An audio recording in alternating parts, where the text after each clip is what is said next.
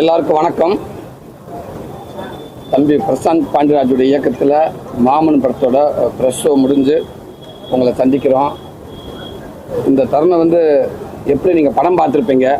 அந்த படத்தில் அந்த எங்கள் அக்காவுக்கு பிறந்த அந்த குழந்தைய வாங்கிறதுக்கு எப்படி எல்லோரும் வெளியில் நின்னுமோ அப்படி ஒரு சூழலாக இப்போ நிற்கிது.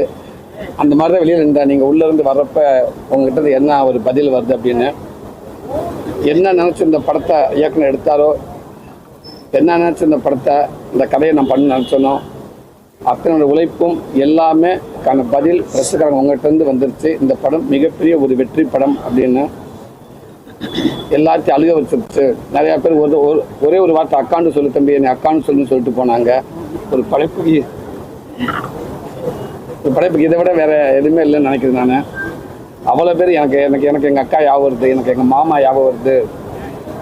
ஒரு அண்ணன் சொல்லிட்டு போனாங்க, என் குழந்தைகிட்ட பேசின ரொம்ப நாள் ஆச்சு, அந்த குழந்தைக்கு இப்போ நான் திருப்பி ஃபோன் பண்ணும் போல் இருக்குது அப்படின்னாங்க.